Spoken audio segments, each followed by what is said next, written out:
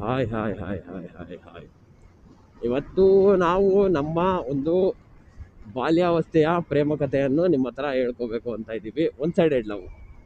ಈಗಲೇ ಈಗಲೇ ಒಂದು ಡಿಸ್ಕ್ಲೈಮರು, ಸ್ಪಾಯ್ಲರು ಕೊಟ್ಬಿಡ್ತೀನಿ. That is one side love. ಆ ಹುಡುಗಿ ಯಾವತ್ತು ನನ್ನ ಇಷ್ಟಪಟ್ಟಿತ್ತೋ ಇಷ್ಟಪಟ್ಟಿಲ್ವೋ ನನಗೂ ಗೊತ್ತಿಲ್ಲ. ನಾನು ಕೇಳಿದೆ, ಬಟ್ ಆದರೆ ಅಂಥ ಪರಿ ಆಪ್ಷನ್ ಏನು ಒಂದು ರೆಸ್ಪಾನ್ಸ್ ಕರೆಕ್ಟಾಗಿರಲಿಲ್ಲ. ಬಟ್ ಆದರೆ ನಾನು ಮಾತ್ರ ಆ ಹುಡುಗಿನ 8 ವರ್ಷದಿಂದ ಇಷ್ಟಪಟ್ಟಿದ್ದೆ. ಲೈಕ್ ಹೇಗೆ ಅಂದರೆ 2012 8ನೇ ಕ್ಲಾಸಿಗೆ ಹೋದಾಗಿಂದ ಕನ್ನಡ ಮೀಡಿಯಮಿಂದ ಇಂಗ್ಲೀಷ್ ಮೀಡಿಯಮಿಗೆ ಶಿಫ್ಟ್ ಆದಾಗಿಂದನೂ ನಾನು ಆ ಹುಡುಗಿನ ಇಷ್ಟಪಡ್ತಿದ್ದೆ. 8, 9, 10, 11, 12 first year engineering, second year ಇಂಜಿನಿಯರಿಂಗ್ವರೆಗೂ ಆ ಹುಡುಗಿನ ಇಷ್ಟಪಟ್ಟಿದ್ದೆ. ಅದಾದಮೇಲೆ ನಾವು ಸ್ವಲ್ಪ ಬ್ರೇಕ್ ತೊಗೊಂಡು ಯಾವುದೇ ಹುಡುಗಿನೂ ಇಷ್ಟಪಡಬಾರ್ದು, ನಾವು ನಮ್ಮ ಪಾಡಿಗೆ ಇರಬೇಕು, ನಮ್ಮ ಲೈಫ್ ಕಡೆ ಫೋಕಸ್ ಮಾಡಬೇಕು, ಎಂಜಾಯ್ ಮಾಡಬೇಕು ಅಂತ ಡಿಸೈಡ್ ಆದ್ವಿ. ಅದಾದಮೇಲೆ ಅಷ್ಟು ತಲೆ ಕೆಡ್ಸ್ಕೊಳಕ್ಕೆ ಹೋಗಿಲ್ಲ. ತಲೆ ಕೆಡ್ಸ್ಕೊಳ್ಳೋದು ಅನ್ನೋದಕ್ಕಿಂತ ಅವ್ರಿಗೂ ತೊಂದರೆ ಕೊಡೋಕೆ ಹೋಗಿಲ್ಲ, ಕಾಲ್ ಮಾಡೋಕ್ಕೆ ಹೋಗಿಲ್ಲ. ಒಂದು ಮಾತುಕತೆ ಆಗಿ ನಿಲ್ಲಿಸ್ಬಿಟ್ವಿ ನಾವು. ಮೊದಲನೇದಾಗಿ ಆ ಹುಡುಗಿನ ನಾನು ಫಸ್ಟ್ನೇ ದಿವಸ ಎಲ್ಲಿ ನೋಡಿದ್ದು ಗೊತ್ತಾ? ನಾನು ಅವಾಗ ತಾನೇ ಫಸ್ಟ್ 8ನೇ ಕ್ಲಾಸು 8th ಸ್ಟ್ಯಾಂಡರ್ಡು, ಕನ್ನಡ ಮೀಡಿಯಮಿಂದ ಇಂಗ್ಲೀಷ್ ಮೀಡಿಯಮಿಗೆ ಶಿಫ್ಟ್ ಆಗಿದ್ದೆ. ನಾವು ತುಂಬ ಪಂಟ್ರಲ್ಲ, ನಮ್ಮನ್ನು ಮುಂದೆ ನಿಲ್ಲಿಸಿದ್ರು. ಸೊ ನಮ್ಮ ಐ ಗೆಸ್ ನಮ್ಮ ಬಲಬದಿಯಲ್ಲಿ ನಾವು ನಿಂತಿದ್ದ ಬಲಬದಿಯಲ್ಲಿ ಆ ಹುಡುಗಿ ನಿಂತಿದ್ಲು. ಅವಳು ನನ್ನ ಪಕ್ಕನೇ ನಿಂತಿದ್ಲು. ಆ್ಯಂಡ್ ಅವರು ಗಾಬರಿಗೆ ದೇವ್ರನ್ನ ನೆನೆಸ್ಕೋತಾ ಇದ್ರು. ಕೆನ್ನೆನ ತಪ್ಪಾಯ್ತು ಅಂತ ಹೊಡ್ಕೋತೀವಲ್ಲ, ಆ ಥರ ಹೊಡ್ಕೊಂಡು ದೇವ್ರನ್ನ ಹಿಂಗೆ ಅನ್ಕೊಳ್ತಾರಲ್ಲ, ಆ ಥರ ನೆನೆಸ್ಕೋತಾ ಇದ್ರು. ನಾವು ನಿಜವಾಗ್ಲೂ first time love at first site, ಮೊದಲ ನೋಟದಲ್ಲಿ ಪ್ರೇಮ ಅಲ್ಲೇ ಆಗಿದ್ದು. ಅದಾದಮೇಲೆ ದಿನೇ ನಾವಿಬ್ಬರು ಒಂದೇ ಕ್ಲಾಸಲ್ಲಿ ಇದ್ವಿ, ಒಟ್ಟಿಗೆ ಇದ್ವಿ. ಸೊ ದಿನೇ ಏನಾಗೋಯ್ತು, I use to like her. ಅವಳನ್ನ ತುಂಬ ಇಷ್ಟಪಡೋಕ್ಕೆ ಸ್ಟಾರ್ಟ್ ಮಾಡಿದೆ. ಒಂದೊಂದು ದಿನ ಒಂದೊಂದು, ಲೈಕ್ ಅವಳು ಮಾತಾಡೋ ಮಾತಾಗಿರ್ಬೋದು, ಅವಳು ರೆಸ್ಪೆಕ್ಟ್ ಮಾಡೋದು, ಆಮೇಲೆ ವ್ಯಕ್ತಿನ ಒಂದು ಟೇಕ್ ಕೇರ್ ಅಂದರೆ ಭಾವಣಿಕೆ ಅಂತಾರೆ ನಮ್ಮ ಕಡೆ, ಅಂದರೆ ನೋಡ್ಕೊಳ್ಳೋದಾಗಿರ್ಬೋದು, ಅವ್ರನ್ನ ನಗಾಡ್ಸ್ಕೊಂಡು ಮಾತಾಡೋದಾಗಿರ್ಬೋದು, ಅದು ನಂಗೆ ತುಂಬ ಇಷ್ಟ ಇತ್ತು. ಆಮೇಲೆ ನಾವು 10th ನಮ್ಮ ಪ್ರೇಮ ಕಥೆನ ಅವರಿಗೆ ನಿವೇದಿಸಲಿಲ್ಲ. 10th ಬೀಳ್ಕೊಡುಗೆ ಸಮಾರಂಭ ಸೆಂಡ್ ಆಫ್ ಟೈಮಲ್ಲಿ ನಾವು ಕೇಳಿದ್ವಿ, ಹೋಗೋಣ ಅಂತ. ಆ್ಯಕ್ಚುಲಿ ಕೇಳೋಕ್ಕೆ ಅಂತ ಅವ್ರ ಹತ್ರ ಹೋದ್ವಿ. ಅದಕ್ಕೋಸ್ಕರ ಫುಲ್ಲು ಹೊಸ ಬಟ್ಟೆ ತೊಗೊಂಡು ಹೋದ್ವಿ. ನಮ್ಮ ಅದೃಷ್ಟಕ್ಕೆ ಅವರು ಅದೇ ಕಲರ್ ಡ್ರೆಸ್ ಹಾಕಿದ್ರು.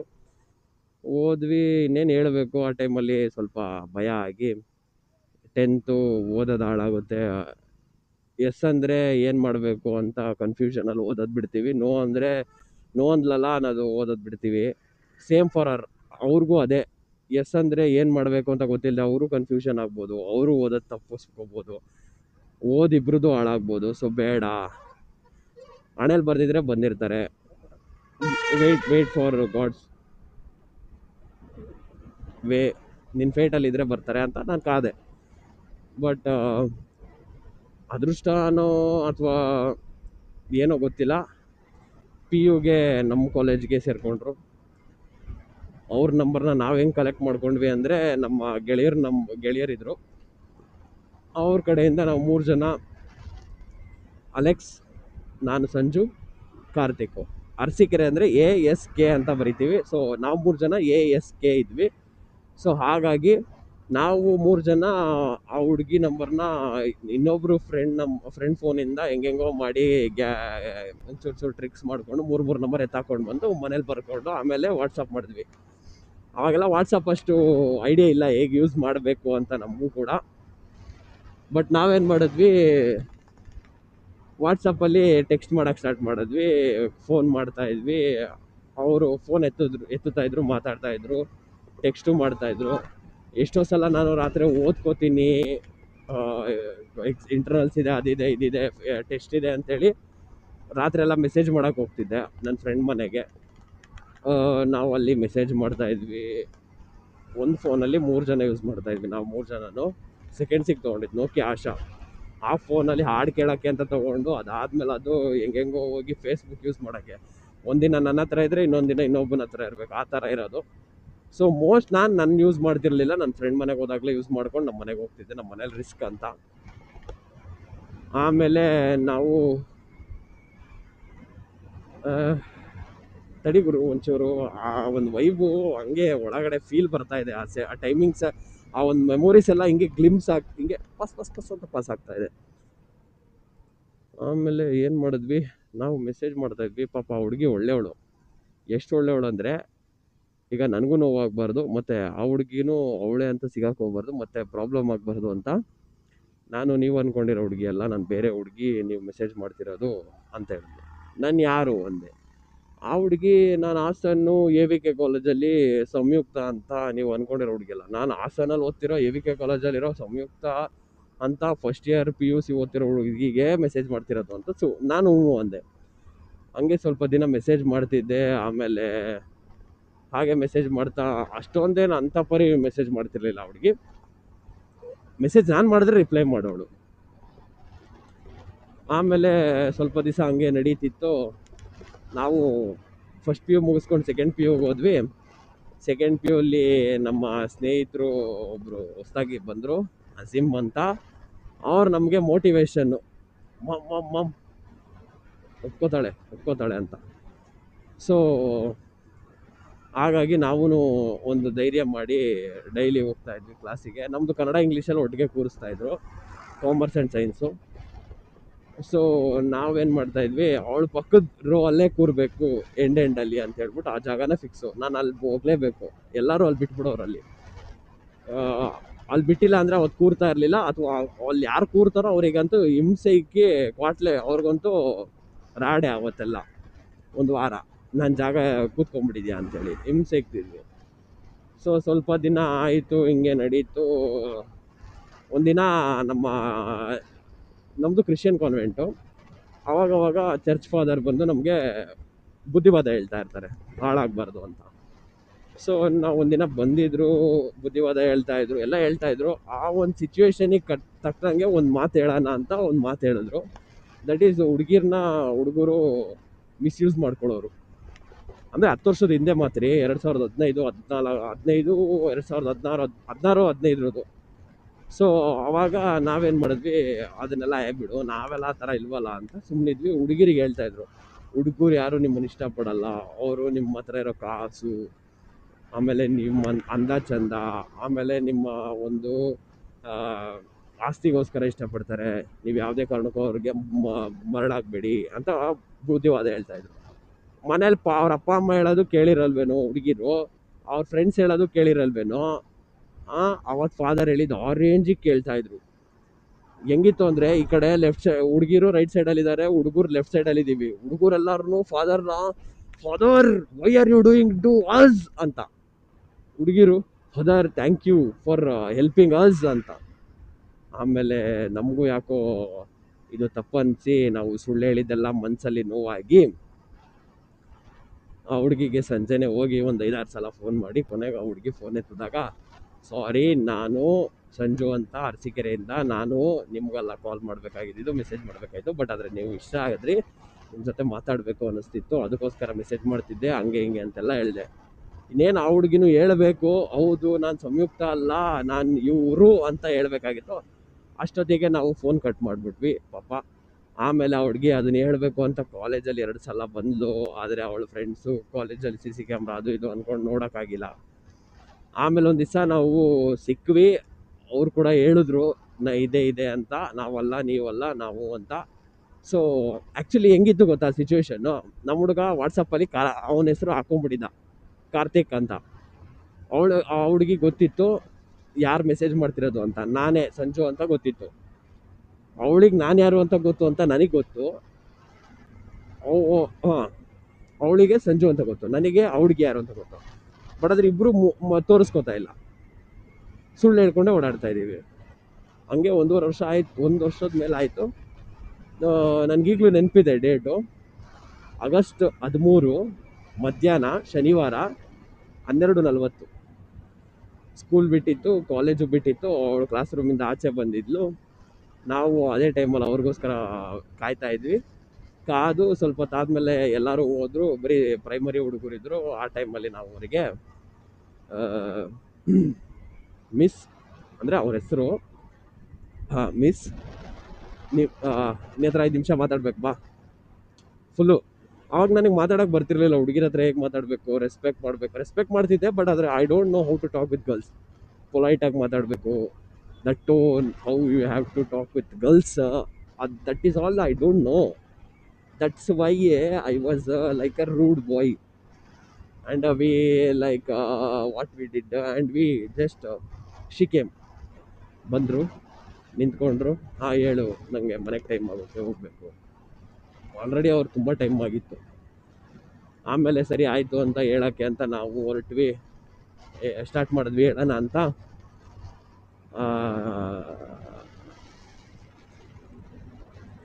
ನಿನ್ನ ಮುಖ ನೋಡಿದ್ರೆ ನನಗೇನು ಮಾತಾಡೋಕೆ ಆಗ್ತಿಲ್ಲ, ಆ ಕಡೆ ತಿರ್ಗೋ ಅಂದ್ಬಿಟ್ಟೆ. ಆ್ಯಕ್ಚುಲಿ ಅದು ತಪ್ಪು, ವೇ ಆಫ್ ಟೋನ್ ತಪ್ಪು. ನಾನು ಹೇಳಿದ್ದು ನಿನ್ನ ಮುಖ ನೋಡಿದ್ರೆ ಗಾಬರಿ ಆಗ್ತಾ ಇದೆ, ನನಗೇನು ಮಾತು ಬರ್ತಾ ಇಲ್ಲ, ಸೊ ಹಾಗಾಗಿ ಸ್ವಲ್ಪ ಆ ಕಡೆ ತಿರುಗು ಅಂತ ಹೇಳಬೇಕಾಗಿತ್ತು. ನಾನು ಆ ಥರ ಹೇಳ್ಬಿಟ್ಟೆ. ಸೊ ಅವ್ರಿಗೆ ನಗಾಡ್ಕೊಂಡು ಆ ಕಡೆ ತಿರುಗಿದ್ಲು ಪಾಪ, ಓ ಅಂದ್ಲು. ಆಮೇಲೆ ನಾವು ಸರಿ ಅಂತ ಸುಮ್ಮನಾದ್ವಿ. ಆ ಕಡೆ ತಿರ್ಗಿದ್ಮೇಲೆ ನಾವು 3 ಸೆಂಟೆನ್ಸ್ ಹೇಳಿದ್ವಿ. ಮೊದಲನೇದು, ನೀನು ನೀನು ಜೀನ್ಸ್ ಪ್ಯಾಂಟ್ ಟಿ ಶರ್ಟಲ್ಲಿ ಚೆನ್ನಾಗಿ ಕಾಣಿಸ್ತೀಯ, ಬಟ್ ಆದರೆ ಚೂಡಿದಾರಲ್ಲಿ ತುಂಬ ಚೆನ್ನಾಗಿ ಕಾಣಿಸ್ತೀಯ, ಚೂಡಿದಾರ್ ಹಾಕಿದ್ಮೇಲೆ ಅಂದೆ. ಆಮೇಲೆ ಯಾಕೆ ಅಂದ್ಲು, ನಾ ಹೇಳೋದು ಕೇಳಷ್ಟೇ ಅಂದೆ. ಆಮೇಲೆ ಅಷ್ಟೇನಾ ಅಂದ್ಲು. ನಾನು ತಡಿ 1 ನಿಮಿಷ ಅಂದೆ. ಆಮೇಲೆ ಹೇಳಿದೆ, ನಾನೇ ನನ್ನ ಪ್ರೀತಿಸ್ತಾ ಇದ್ದೀನಿ, ಇಷ್ಟು ಹೇಳಿದೆ. ಆ ಹುಡುಗಿ ನೋ ಅಂತೇಳಿ ಹೋತು. ನಾನು ಫುಲ್ಲು ನನಗೆ ಎಕ್ಸೈಟ್ಮೆಂಟ್ ಏನು, ಡೋಪಮೈನ್ ಏನು ಅಂದರೆ, ನಾನು ಹೇಳ್ಬಿಟ್ನಲ್ಲ ಕೊನೆಗೂ ಅಂದ್ಕೊಂಡಿದ್ದು ಮನಸ್ಸಲ್ಲಿ, ಏನೋ ಮಾಡಬೇಕು ಅಂದಾಗ ಅದನ್ನು ಅಚೀವ್ ಮಾಡಿದಾಗ ಒಂದು ಡೋಪಮೈನ್ ರಿಲೀಸ್ ಆಗುತ್ತಲ್ಲ, ತುಂಬ ಚೆನ್ನಾಗಿರುತ್ತೆ. ಇಟ್ ಈಸ್ ಕಿಕ್ ಹೆಂಗಿರುತ್ತೆ ಅಂದರೆ, ಈ ಆಲ್ಕೋಹಾಲು, ಸಿಗರೇಟು, ಬೇರೆ ಯಾವುದೇ ಆದಂಥ ನಶೆ ಪದಾರ್ಥದಲ್ಲಿ ಸಿಗುವಂಥ ಡೋಪಮೈನ್ಗಿಂತ ಹೈ ಆಗಿರುತ್ತೆ when you achieve something. So ಹಾಗಾಗಿ ನಾವು ಖುಷಿಯಾಗಿದ್ವಿ. ಆಮೇಲೆ ಸ್ವಲ್ಪ ಆದಮೇಲೆ ನಾನು ಅಂದ್ಕೊಂಡಿದ್ದೆ 50-50, ಎಸ್ ಅಂತಾಳೆ ಇಲ್ಲ ನೋ ಅಂತಾಳೆ. ಎಸ್ ಅಂದರೆ ಏನು ಮಾಡಬೇಕು, ನೋ ಅಂದರೆ ಏನು ಮಾಡಬೇಕು. ಎಸ್ ಅಂದರೆ ಕಂಟಿನ್ಯೂ ಮಾಡಬೇಕು, ಜಾಸ್ತಿ ಮಾತಾಡಬಾರ್ದು, ಇಬ್ಬರು ಅಚೀವ್ ಮಾಡಬೇಕು, ನಾನು ಒಳ್ಳೆ ಕೆಲ್ಸಕ್ಕೆ ಸೇರಿಕೊಂಡು ಅವಳಿಗೋಸ್ಕರ ಅವ್ರ ಮನೇಲಿ ಒಪ್ಪಿಸ್ಬೇಕು ಅಂತ. ಆ ಹುಡುಗಿಗೆ ಆಮೇಲೆ ನೋ ಅಂದರೂ ಪರವಾಗಿಲ್ಲ, ನಾನೇನು ಡ್ರೀಮ್ ಇದೆ ಅದನ್ನು ಅಚೀವ್ ಮಾಡಬೇಕು, ಆ್ಯಂಡ್ ಅವಳನ್ನ ಯಾವಾಗಲೂ ಖುಷಿಯಾಗಿರೋ ಥರ ಮಾತಾಡಿಸ್ಕೊಂಡಿರ್ಬೇಕು ಅಥವಾ ದೂರ ಇದ್ಬಿಡಬೇಕು ಅಂತ. ಸೊ ಅಲ್ಲೇನಾಗೋಯ್ತು, ಉಲ್ಟಾ ಆಗೋಯ್ತು. ನಂಗೆ ಅವಳನ್ನ ಬಿಟ್ಟಿರೋಕ್ಕಾಗ್ತಾ ಇಲ್ಲ, ನಂಗೆ ಅವಳೇ ಬೇಕು. ಅವಳು ನೋ ಅಂದಮೇಲೆ ಇನ್ನೂ ಜಾಸ್ತಿ ಜಾಸ್ತಿ ಆಯಿತು. ಸೊ ಅವಳು ಬೇಕೇ ಬೇಕು ಅನ್ನೋ ಥರ ಜಾಸ್ತಿ ಆಗಿ ಮತ್ತೆ ಹೋದೆ. ಅವ್ರ ಮನೆ ಹತ್ರ ಹೋಗ್ತಿದ್ದೆ. ಹುಡುಗಿ ಎಲ್ಲಿ ದೇವಸ್ಥಾನಕ್ಕೆ ಹೋಗ್ತಾಳೆ, ಎಷ್ಟೊತ್ತಿಗೆ ಎಲ್ಲಿರ್ತಾಳೆ, ಯಾವತ್ತು ಎಲ್ಲಿರ್ತಾಳೆ ಎಲ್ಲ ಗೊತ್ತಿತ್ತು. ಆಮೇಲೆ ಎಷ್ಟೊತ್ತಲ್ಲಿ ಹೋದರೆ ಅವ್ರ ಮನೆಯಿಂದ ಆಚೆ ಇರ್ತಾಳೆ, ಎಷ್ಟೊತ್ತಲ್ಲಿ ಫೋನ್ ಮಾಡ್ಬೋದು, ಎಷ್ಟೊತ್ತಿಗೆ ಕಾಲೇಜಿಗೆ ಬರ್ತಾಳೆ, ಎಷ್ಟೊತ್ತಿಗೆ ಯಾರ ಹತ್ರ ಮಾತಾಡ್ದಲೇ ಇದ್ದಾಗ ನಾನು ಮಾತಾಡಿಸ್ಬೋದು, ಯಾವ ಜಾಗದಲ್ಲಿ ಕುತ್ಕೊಂಡ್ರೆ ನೋಡ್ಬೋದು, ಎಲ್ಲ ಪ್ಲ್ಯಾನ್ ಇತ್ತು, ಎಲ್ಲ ಮಾಡ್ತಿದ್ವಿ. ಎಷ್ಟೋ ಸಲ ನಮ್ಮ ಕ್ಲಾಸ್ನೆಲ್ಲ ಬಂಕ್ ಹೊಡೆದ್ರೆ ಆಚೆ ನಿಲ್ಸೋರು, ನೋಟ್ಸ್ ತಂದಿಲ್ಲ ಅಂದರೆ ಆಚೆ ನಿಲ್ಸೋರು, ಆಚೆ ನಿಲ್ಸಿದ್ರೆ ಟೆಕ್ಸ್ಟ್ ಬುಕ್ ತಂದಿಲ್ಲ, ಇಂಗ್ಲೀಷ್ ಟೆಕ್ಸ್ಟ್ ಬುಕ್ ತಂದಿಲ್ಲ ಅಂದರೆ ಆಚೆ ನಿಲ್ಸೋರು. ಸೊ ಆಚೆ ನಿಂತರೆ ಏನು ಗೊತ್ತಾ, ಕರೆಕ್ಟಾಗಿ ವಿಂಡೋಯಿಂದ ಅವಳು ಮುಖ ಕಾಣಿಸೋದು, ಅದನ್ನ ನೋಡೋಕೆ ಆಚೆ ಹೋಗ್ತಿದ್ದೆ ನಾನು. ಆ್ಯಕ್ಚುಲಿ ನನ್ನ ಟೆಕ್ಸ್ಟ್ ಬುಕ್ನ ಫ್ರೆಂಡಿಗೆ ಕೊಟ್ಬಿಡ್ತಿದ್ದೆ, ತಗೋ ನೀನು ಕ್ಲಾಸಲ್ಲಿ ಕೂರು ಅಂತ. ಅದ್ಯಾರೋ ಅಲ್ಲ, ಕಾರ್ತಿಕೆ. ಆಮೇಲೆ ನೋಟ್ಸು ನಾನು ಕ್ವಶನ್ ಆನ್ಸರ್ ಬರ್ಸೋರು ಕನ್ನಡದಲ್ಲಿ, ಅದನ್ನು ಬರೆದ್ಬಿಡ್ತಿದ್ದೆ, ಎಲ್ಲ ಅಪ್ ಟು ಡೇಟ್ ಇದ್ರು. ಆದ್ರೂ ನಾವು ಆಚೆ ಹೋಗಿ ಅವಳನ್ನ ನೋಡ್ಬೋದಲ್ಲ ನಾವು ಒಂದು ಖುಷಿಗೆ, ಅದನ್ನು ಯಾರಿಗೋ ಕೊಟ್ಬಿಟ್ಟು ಆಚೆ ಹೋಗ್ತಿದ್ವಿ. ಯಾಕಂದರೆ ಫಸ್ಟ್ ಆಫ್ ಆಲ್ ನಮ್ಮ ಹೆಸರು ಹಾಳಾಗಿತ್ತು ಬಿಡಿ, PU ಅಲ್ಲಿ ನಾವು ಆ ಥರ ಮಾಡಿಟ್ಟಿದ್ವಿ ನಮ್ಮ ಹೆಸರನ್ನ. ಏನೇ ಒಂದು ದಾಂಧಲೆ ಆದ್ರೂ ಅದರಲ್ಲಿ ನಂದು, ಅಲೆಕ್ಸು, ಕಾರ್ತಿಕ್ದು 3 ಜನದ ಹೆಸರಿರೋದು, ನಮ್ಮನ್ನು ಕರಿತಾನೆ ಇದ್ದವರು. ನಾವು ಅವಾಗ ಹಂಗೆ ಹೋಗ್ತಾ ಇದ್ವಿ. ಕೊನೆ ದಿನ ಬಂತು, ನಾವು ಮತ್ತೊಮ್ಮೆ ಒಂದು ಸಲ ಕೇಳಿದ್ವಿ, ಏನು ಕತೆ ಒಪ್ಕೊಳ್ಳಿ ಅಂತ ಇನ್ನೊಂದು ಸಲ ಕೇಳಿದ್ವಿ. ಅವರು ಆಗಲ್ಲ, ನಮ್ಮ ಅಪ್ಪ ಅಮ್ಮನ ಎದುರಿಸಿ ನನಗಿದೆಲ್ಲ ಇಷ್ಟ. ಫಸ್ಟ್ ಆಫ್ ಆಲ್ ನಾನು ಆ ಥರ ನಿನ್ನ ನೋಡಿಲ್ಲ, ಆ್ಯಂಡ್ ನಮ್ಮ ಅಪ್ಪ ಅಮ್ಮಂಗೆ ಇದೆಲ್ಲ ಇಷ್ಟ ಆಗಲ್ಲ. ಸೊ ಹಾಗಾಗಿ ನಾವಿಬ್ಬರು ಫ್ರೆಂಡ್ಸ್ ಆಗಿರೋಣ ಬೇಕಾದರೆ ಕೊನೆವರೆಗೂ ಅಂತೆಲ್ಲ ಅಂದ್ಲು. ಬಟ್ ಆದರೆ ನನಗೆ ಆಗಲಿಲ್ಲ. ನೋಡು ಗುರು, 2 ವಿಷಯ ಅರ್ಥ ಮಾಡ್ಕೊ. ಒಂದು, ಫ್ರೆಂಡ್ ಥರನೇ ನೋಡ್ಬಿಡು. 2, ಒಂದು ಹುಡುಗಿ ನೀನು ಪ್ರಪೋಸ್ ಮಾಡಿದ್ಯಾ ಅಥವಾ ಅವಳ ಮೇಲೆ ಲವ್ ಆ ರೇಂಜಿಗೆ ಆಗಿದೆ ಅಂದರೆ ಯಾವುದೇ ಕಾರಣಕ್ಕೂ ಅವಳನ್ನ ಫ್ರೆಂಡ್ ಥರ ನೋಡೋಕ್ಕಾಗಲ್ಲ, ಆಯಿತಾ? ಅವಳನ್ನ ಫ್ರೆಂಡ್ ಥರ ನೋಡ್ತಿದ್ಯಾ ಅಂದರೆ ಅದು ನಿನಗೆ ನೀನು ಹೇಳ್ಕೊಳ್ತಾ ಇರೋ ಸುಳ್ಳು, ಇಲ್ಲ ಅಂದರೆ ಅವಳಿಗೆ ಮಾಡ್ತಾ ಇರೋ ಮೋಸ. ಸೊ ಹಾಗಾಗಿ ನಾನು ಸೀದಾ ಒಂದೇ ಮಾತಂದೆ, ನೋಡು ನನಗೆ ಫ್ರೆಂಡ್ ಥರ ನೀನು ನೋಡೋಕ್ಕಾಗಲ್ಲ, ನಾನು ಲವರ್ ಥರನೇ ನೋಡಿರೋದು, ನಾನು ಇಷ್ಟಪಟ್ಟಿರೋದು ನಿನ್ನನ್ನು ಆ ರೇಂಜಿಗೆ ಇಮ್ಯಾಜಿನೇಷನ್ ಮಾಡಿಬಿಡ್ತೀನಿ. ನಾನು ಲವರು, ಹೆಂಡ್ತಿ, ಆ ಥರ ನಮ್ಮ ಫ್ಯಾಮಿಲಿ ಈ ಥರ ಇರ್ತೀವಿ ನಾವು, ಆ ಫ್ಯೂಚರಲ್ಲಿ ಹಿಂಗಿರ್ತೀವಿ, ನಾವಿಬ್ಬರು ಅಚೀವ್ ಮಾಡ್ತೀವಿ, ನಾವು ಈ ಥರ ಟ್ರಿಪ್ ಎಲ್ಲ ಹೊಡಿತೀವಿ, ಈ ಥರ ಎಲ್ಲ ಕನಸುಗಳು ಕಂಡುಬಿಡ್ತೀನಿ. ಅದನ್ನು ಫ್ರೆಂಡ್ ಅಂತ ಕನ್ವರ್ಟ್ ಮಾಡೋಕ್ಕಾಗಲ್ಲ. ಸೊ ಸಾರಿ ಅಂತ ಹೇಳ್ಬಿಟ್ಟು ಸುಮ್ಮನಾದೆ. ಆಮೇಲೆ ನಾವು ಇಂಜಿನಿಯರಿಂಗಿಗೆ ಹೋದ್ವಿ. ಇಂಜಿನಿಯರಿಂಗಲ್ಲೂ ಇಷ್ಟಪಡ್ತಿದ್ವಿ. ಅವ್ರನ್ನ ಮರೀದಲ್ಲೇ ಅವ್ರನ್ನ ಇಷ್ಟಪಡ್ದಲ್ಲೇ ಇರೋ ದಿವಸನೇ ಇಲ್ಲ, ಆಯಿತಾ. ಆ ಒಂದು ಫೀಲ್ ಹಾಗೆ ಈಗಲೂ ಬರುತ್ತೆ. ನಾನು ಏನೇ ಅಂದ್ರೂ ಆ ಒಂದು ಅವ್ರನ್ನ ನೆನೆಸ್ಕೊಂಡಾಗೆಲ್ಲ ಬರುತ್ತಲ್ಲ ಒಂದು ಖುಷಿ, ಒಂದು ಎನರ್ಜಿ, ಅದು ಹಂಗೆ ಇದೆ ಈಗಲೂ. ಯಾಕೆ ನಾನು ಈಗಲೂ 2015ರಲ್ಲಿ ನಾನು ಪ್ರಪೋಸ್ ಮಾಡಿದ್ದು, 2012ರಲ್ಲಿ ನಾನು ಅವಳನ್ನ ಇಷ್ಟಪಡೋಕ್ಕೆ ಸ್ಟಾರ್ಟ್ ಮಾಡಿದ್ದು. ಈಗಲೂ ನಾನು ಅವ್ರ ಮನೆ ಹತ್ರ ಹೋಗ್ತೀನಿ. ನಾನು ಅರಸೀಕೆರೆಗೆ ಹೋಗಿದ್ದ ದಿವಸ ನಾ ಅವ್ರ ಮನೆ ಹತ್ರ ಹೋಗ್ದಲ್ಲೇ ನಮ್ಮ ಮನೆಗೆ ಹೋಗ್ತೀನೋ ಇಲ್ಲ ಹೋಗುತ್ತಿಲ್ಲ, ನಾನು ಅವ್ರ ಮನೆ ರೋಡಿಗಂತೂ ಹೋಗ್ತೀನಿ. ಅವಳು ಇರಲ್ಲ ಅಂದ್ರೂ ಹೋಗ್ತೀನಿ. ಆ್ಯಕ್ಚುಲಿ ನಿನ್ನೆ ನನ್ನ ಬರ್ಡೇ, 1 ವರ್ಷದ ಹಿಂದೆ ಸ್ಟೋರಿ ಏನು ಗೊತ್ತಾ. ಹೋದ ವರ್ಷ ನಿನ್ನೆ ಅಂದರೆ ಮೊನ್ನೆ ರಾತ್ರಿ 12 ಗಂಟೆ, ದಟ್ ಈಸ್ 12ನೇ ತಾರೀಕು ಎಂಟ್ರಿ ಆಗುವಾಗ ಆಯುಧ ಪೂಜೆ ದಿನ ಇತ್ತು, ಅಕ್ಟೋಬರ್ 12. ನಮ್ಮ ಮನೇಲಿ ಪೂಜೆ ಮಾಡಿ ನಾನು ಹೊರಟಿದ್ದೆ, ಬೆಂಗಳೂರಿಗೆ ಹೊರಟಿದ್ದೆ ನಾನು 11ನೇ ತಾರೀಕು. ಅವಳು ಅವಾಗ ತಾನೆ ಮಿಡ್ ನೈಟ್ ಟ್ರೈನಲ್ಲಿ ಬಂದಳು. ನನ್ನ ಮನ್ಸಲ್ಲಿ ಜಸ್ಟ್ ಅಂದ್ಕೊಂಡೆ, ಗುರು ಯಾವ ಥರ ಸಿನಿಮ್ಯಾಟಿಕ್ ಆಗಿರುತ್ತಲ್ವಾ.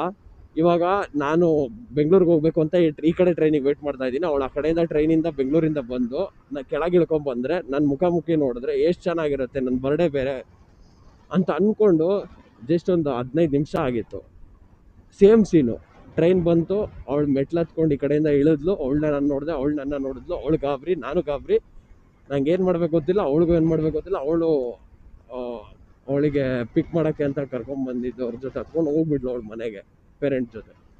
ನಾನು ಅವಳನ್ನ ಹುಡುಕ್ತಾ ಇದ್ದೀನಿ, ಹುಚ್ಚೊಂಥರ ಊರು ತುಂಬ ಹುಡುಕ್ತಾ ಇದ್ದೀನಿ. ಟೈಮ್ 12:15, 12:30 ಶಿಸ್ತಾಗಿ. ಆಮೇಲೆ ಕೊನೆಗೂ ಅವಳು ಸಿಕ್ಕಿದ್ಲು. ಅವ್ರ ಮನೆ ಹತ್ರ ಹೋದೆ, ಅವ್ರ ಮನೆ ಕಾರ್ನರಲ್ಲಿ ನಿಂತ್ಕೊಂಡು ಒಂದು 15-20 ನಿಮಿಷ ನೋಡಿದೆ ನಾನು. ಸಮಾಧಾನ ಆಗೋವರೆಗೂ ನೋಡಿದೆ. ಆಮೇಲೆ ಮನಸಲ್ಲೇ ಖುಷಿ ಪಟ್ಕೊಂಡು ವಾಪಸ್ ಬಂದೆ. ನಾನು ಈಗಲೂ ಹೇಳ್ತೀನಿ, ಆ ಹುಡುಗಿ ನನ್ನ ಯಾವತ್ತೂ ಬೈಕೊಂಡಿಲ್ಲ, ಯಾವತ್ತೂ ನಾನು ಕೊಟ್ಟಿರೋ ಟಾರ್ಚರ್ನೆಲ್ಲ ತಡ್ಕೊಂಡಿದ್ಲು ಹೊರತು ಯಾರಿಗೂ ಹಾಕ್ಕೊಟ್ಟಿಲ್ಲ, ನನ್ನ ಬಗ್ಗೆ ನೆಗೆಟಿವ್ ಆಗಿ ಮಾತಾಡಿಲ್ಲ. ಅವಳೆಲ್ಲೇ ಇರಲಿ ಖುಷಿಯಾಗಿರಲಿ ಗುರು. But I still want to say she is the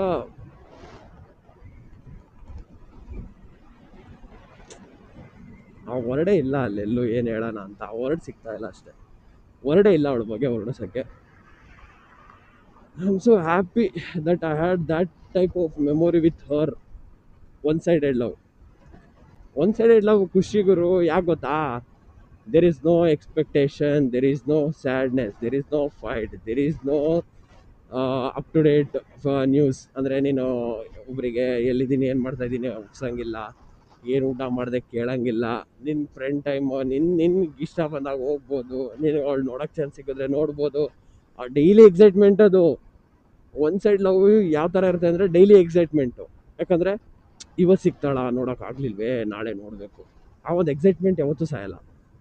so ಯಾವಾಗಲೂ ಇರುತ್ತೆ, ನಮ್ಗೆ ಅದು ಯಾವಾಗಲೂ ಇರುತ್ತೆ ಬಿಡಿ. ಸೊ ಸಂಯುಕ್ತ, ಅದೇ ಅದೇ ಅದೇ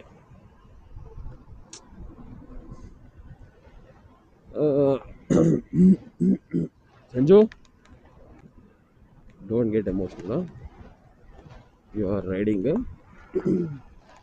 ಸೊ ಬಿ ಹ್ಯಾಪಿ ಎಲ್ಲೇ ಇದ್ರು ಸಂಯುಕ್ತ.